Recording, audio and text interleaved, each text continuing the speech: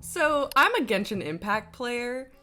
Wait, no, come back, please! I've played Genshin Impact since late 2022, specifically the start of version 3, and even though I've taken breaks from the game or stopped playing for a while, it has never let go of me in terms of influence over my character designs.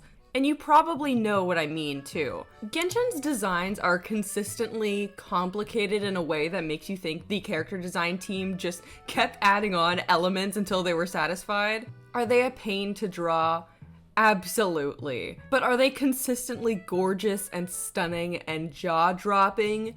Absolutely. Shinha, Farina, Arlecchino, characters, you look at them and you don't know what's going on with their outfits, but they're still gorgeous. There's so many layers and detached sleeves and belts and straps. It's so cool. And I unfortunately have multiple times fallen victim to the mentality of adding on more elements than a design needs just to make it more visually interesting. And yeah, you can definitely tell from some of my character designs that Genshin has an influence over me. And multiple times I have tried and failed to design a Genshin character myself, whether in my sketchbook or digitally. Once I'd get to a place I liked, a new character would release in Genshin that would just completely blow me away. But now that we're in version 5, I think that I want to give it another go.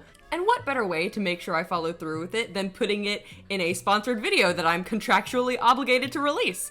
Speaking of which, this video is so kindly sponsored by Ugreen, who happens to be collaborating with Genshin Impact to bring us the Kanish-themed fast-charging adventure kit. Ugreen is known for their high-quality chargers and power banks, and Ugreen was kind enough to send me this charging kit for me to show you guys. So, as you can see, it's huge. Like, hardly fit in frame huge. The box is gorgeous, and it's interactive. I get to open it. That's so cool. I didn't even know that they were sending this to me, so when I got it in the mail, I was so surprised. Thank you so much again. So it opens like this, and there's a really cool print inside that I will be hanging on my wall, and it's super high quality too. But obviously that's not the main part. So first, obviously, we have this little AHAO cable. It's Type-C, and it's super cute.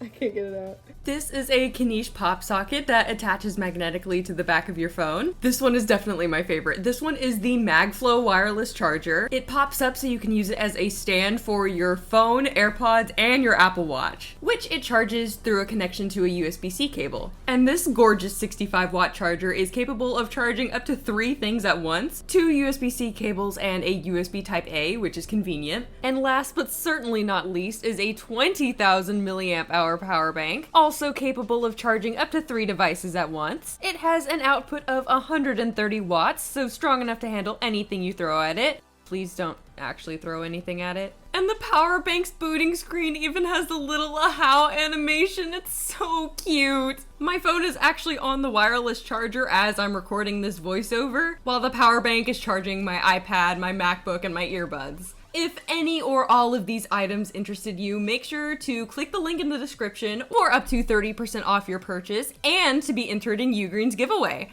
A massive thank you to Ugreen for sponsoring this video. Perfectly themed, I must say. But the Genshin Impact stuff does not stop here. We have a character to design. Now, to start, I had to decide what role my character was going to fill, what their job was going to be. Most Genshin characters have a role in the story or a role in their region. Yanfei is a lawyer, Kaya is the cavalry captain, Lisa's a librarian, I think. But I already knew what I wanted my character to be. This required no brainstorming at all. My character was going to be a cowboy. Rootin' tootin', gunslingin', Wild West cowboy, okay? If you didn't know, I'm from Texas, and Genshin is missing a lot of cowboy representation, okay? And in Fontaine, Genshin properly released characters that have, you know, guns. Fontaine is supposed to be kind of steampunk, I believe, so the guns aren't like, you know, the guns you would see in real life. They're very fantastical and old-timey, and I love that aesthetic, and I knew it would be perfect for a cowboy vigilante type character. And so we have the role, cowboy, and we have the region, Fontaine. But Fontaine is a large city in the middle of a sea, which doesn't leave a lot of room for like a ranch for cow purposes. So my character isn't going to be a traditional cowboy because it just wouldn't fit. But instead, they're going to be a cowboy. Two separate words. A boy who is a cow. Lots of Genshin characters have animal appendages like ears and tails. For example, Lynette has cat ears and a cat tail, and Goro has dog ears and a dog tail. But I feel like there was tons of missed potential for a gunslinging cowboy, two separate words. And Fontaine specifically is the land of justice. And while this typically means literal justice, like court justice, I thought we could put a bit of a spin on it by introducing vigilante justice. Somebody who is resentful of the Fontaine court system and wants to take pursuing justice into their own hands. And so I have the foundation for my character. A gunslinging cowboy vigilante who is set on bringing justice to people he feels has wronged Fontaine, and he's determined to do so by dodging the eyes of the court of Fontaine. A bit of a morally gray anti-hero because I really enjoy those. And so, knowing all of these things about my character, did I immediately jump into the design?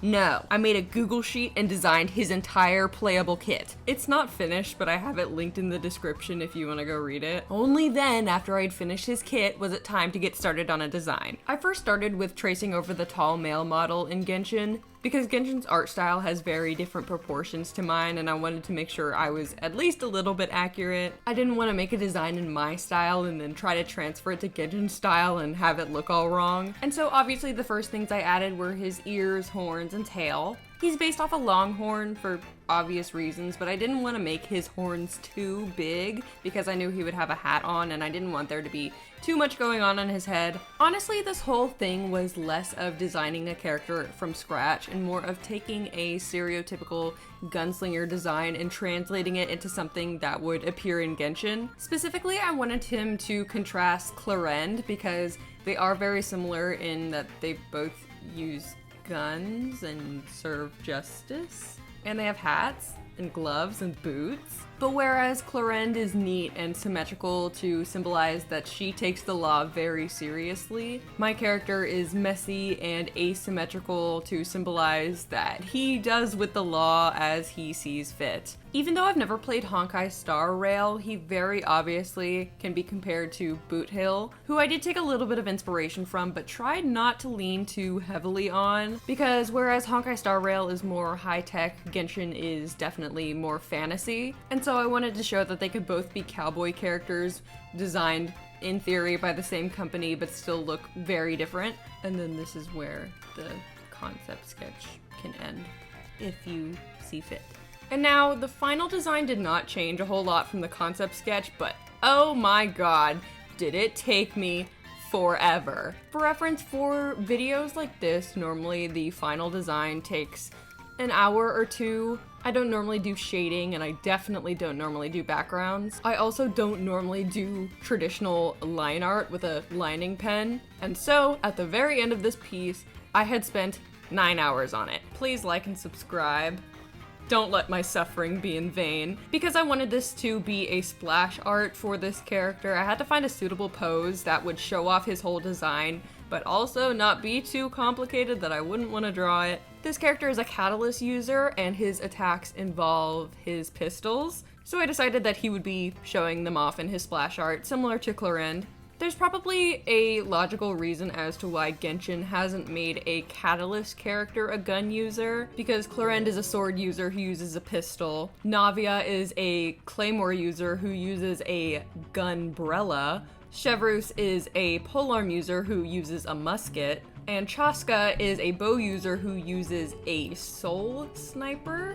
But this is not a sniper. I'm fairly certain that this is a revolver. But there are no gun-wielding catalyst characters. And so my character has two old-timey pistols that he has dubbed Big Iron 1 and 2. And you could probably already tell, but he is a pyro character, which would make him Fontaine's third pyro character, or fourth if you want to count Arlecchino. Red actually ended up being more of an accent color in his design because, I will be honest, I'm not a big fan of red. It is, in fact, in the lower half of the rainbow for me personally. I wanted the gold and the brown to stand out in his design, so I put red kind of in the background. Originally, he was supposed to be a self-insert, but I very quickly dropped that early into the design when I decided that he would be pyro, as well as a man. You will probably very quickly notice that I dropped Genshin's art style almost immediately because it was really difficult for me. I was not about to fully render an illustration and try and emulate somebody else's art style. It was not happening in a reasonable amount of time. Despite that though, I did still try and keep in line with Genshin's design philosophies, if you can call them that. Specifically, I was referencing Clarend and Child for a lot of this design. A lot of my previous Genshin Impact OCs have been, Fatui Harbingers, which if you didn't know is one of the most powerful groups of people in the entire world of Teyvat.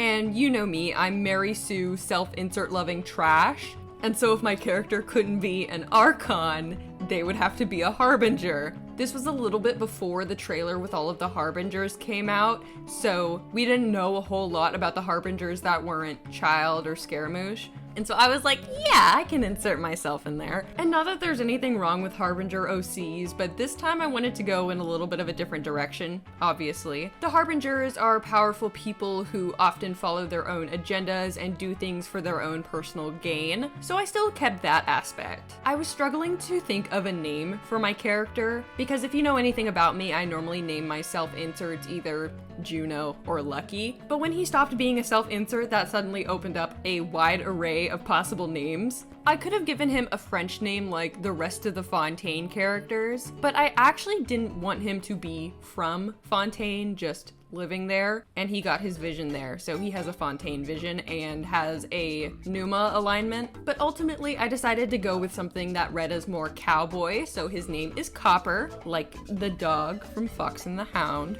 And it's actually kind of funny because most of his accessories are gold, so not copper, but I imagine they're just copper that's maybe stained gold or something like that. I don't know metalworking. And so Copper is originally from the West. That's in air quotes. Do I know where the West is?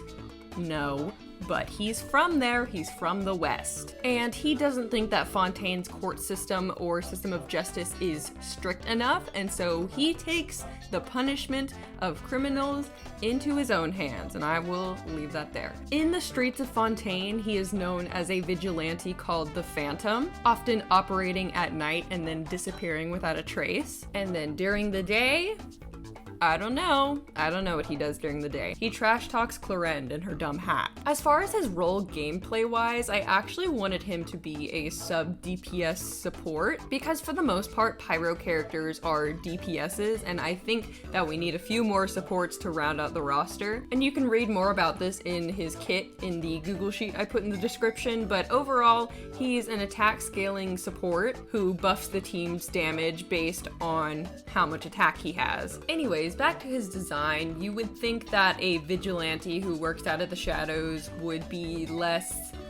flashy. Genshin designs are often extremely elaborate and extravagant, even for characters who are known to be more reserved. For example, Neuvillette is wearing what appears to be thigh-high boots, and so obviously, Copper deserves to serve a little bit, but I also imagine him as being very proud. He obviously sees himself as above the law if he's willing to do the things that he does as a vigilante. He believes his morals to be inherently correct. His judgment is always right. He doesn't let a single thing or person stand in his way, especially not Fontaine's court system. He's received numerous indirect threats from both Neuvillette, who is the head judge of Fontaine, and also Wriothesley, who runs the prison that I'm now forgetting the name of. The Fortress of Meripede is what it's called. But despite threats from two of the most powerful people in Fontaine, Copper is not shaken in the least. He continues to do what he does because, like I said, he believes himself to be above the law. He believes that if he wants something done right, he has to do it himself. That something being punishing criminals. The people of Fontaine are kind of split on their opinion of him because some people he saved from villains and people who do bad things to them. And so some people are grateful to him but others, mostly upperclassmen, see him as just a rebel who wants to take justice into his own hands, who will eventually be brought down by the justice system. But no matter the people's opinion on him, Copper will continue to do as he pleases. I imagine that in addition to being a vigilante, he's kind of a for-hire bounty hunter as well. If you leave a certain amount of money in a certain place, he'll come and collect it and do away with whoever you choose, so to speak, which makes him highly valuable to certain crime rings and Teyvat, and sometimes even the Harbingers if they don't want to get their hands dirty, which is a rarity because the Harbingers do like to get their hands dirty. But if they don't want their reputation to be affected or the reputation of the Tsaritsa, they know who in Fontaine to go to. But I think that's enough about Copper for one day, so let's pull for him, shall we?